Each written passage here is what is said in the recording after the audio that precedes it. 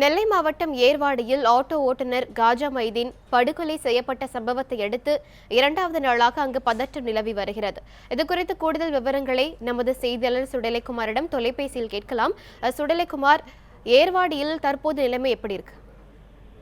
வணக்கம் அனிதா. அதாவது நேற்று முன்தினம் இரவு 8 மணிக்கு நெல்லை மாவட்டம் ஏர்வாடி பகுதியில் உள்ள அந்த ஆட்டோ ஸ்டாண்டில் இருந்து ஆட்டோ ஓட்டுநர் காஜா மைதீன் ஒரு பெண்ணை ஆட்டோவில் ஏற்றி சென்றிருக்கிறார். இந்த நிலையில் சுமார் 1 மணி நேரத்துக்கு, அதாவது 8:30 மணி 8:45 மணிக்கு அவர் அந்த ஏர்வாடி பகுதியிலிருந்து சற்று கொஞ்சம் புறநகர் பகுதியில் படுகொலை செய்யப்பட்டதாக தகவல் வருகிறது. இதனையடுத்து காவல்துறையினர் சம்பவ இடத்துக்கு சென்று விசாரணை மேற்கொள்கின்றனர். தொடர்ந்து அப்பகுதி மக்கள் படுகொலை செய்யப்பட்ட அந்த ஆட்டோ ஓட்டுநர் படுகொலை செய்யப்பட்ட நபர்களை உடனடியாக கைது செய்ய வேண்டும் என்று சாலை மறியலில் ஈடுபடுகின்றனர். தொடர்ந்து காவல்துறையினர் பேச்சுவார்த்தை நடத்தி அவருடைய உடலை மீட்டு பாளையங்கோட்டை அரசு மருத்துவமனைக்கு அனுப்பி வைத்தனர். தொடர்ந்து நேற்றைய தினம் காலை அந்த ஏர்வாடி பகுதி முழுவதும் அனைத்து கடைகளும் அடைக்கப்பட்டு ஆட்டோ ஓட்டுநர் படுகொலைக்கு தொடர்புடைய குற்றவாளிகளை கைது செய்ய வேண்டும், அவருடைய குடும்பத்திற்கு சுமார் 10 லட்சம் நிவாரண உதவி வழங்க வேண்டும்.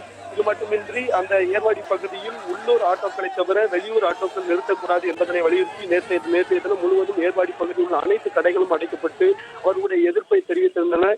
இந்த நிலையில் நேற்று மாலை சுமார் 4 மணிக்கு ஏர்வாடி பகுதியில் உள்ள அனைத்து முஸ்லீம் இயக்கங்களும் அந்த ஆட்டோ ஓட்டுநர் குடும்பத்தினரும் நேற்றைய தினம் மாவட்ட ஆட்சித்தரும் தொடர்ந்து இந்த கோரிக்கைகளை வலியுறுத்தி மனு அளித்தனர். தொடர்ந்து நடவடிக்கை எடுக்கப்படும் என்று மாவட்ட ஆட்சித்தரும் உறுதியளித்திருந்தார்.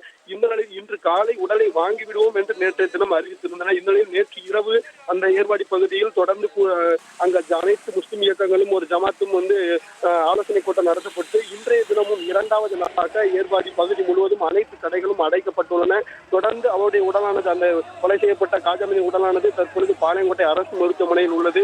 இந்த கோரிக்கைகள் அனைத்தும் நிறைவேற வேண்டும். 10 லட்சம் உதவித்தொகை அவருடைய குடும்பத்திற்கு வழங்க வேண்டும். சம்பந்தப்பட்ட அந்த கொலை செய்யப்பட்டவர்களை கைது செய்ய வேண்டும். இந்த கோரிக்கைகள் நிறைவேறினால் மட்டுமே தாங்கள் உடலை பெற்றுக் கொள்வோம் என்று தற்பொழுது இரண்டாவது நாளாக இன்றைய தினம் அவருடைய உறவினர்களும் முஸ்லிம் இயக்கங்களும் தெரிவித்துள்ளது. தொடர்ந்து அந்த பகுதியில் பதற்றம் நிலை வருகிறது. காவல்துறையினரும் அதிக அளவில் அங்கு குவிக்கப்பட்டுள்ளனர். அனிதா. சுடலைக்குமார், ஆட்டோ ஓட்டுநர் கொலை வழக்கில் இதுவரை யாராவது கைது செய்யப்பட்டுள்ளார்களா? அதாவது சந்தேகத்தின் பேரில் தற்பொழுது சுமார் 8 பேரை பிடித்து காவல்துறையினர் விசாரணை நடத்தி வருகின்றனர். இதுவரை யாரும் கைது செய்யப்படவில்லை.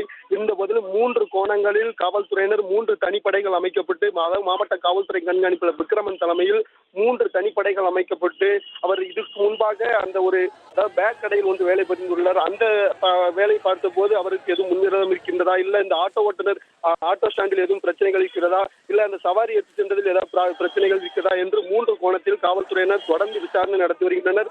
இதுவரை யாரும் கைது செய்யப்பட்டதாக காவல்துறை தரப்பில் தெரியப்படவில்லை. அனிதா.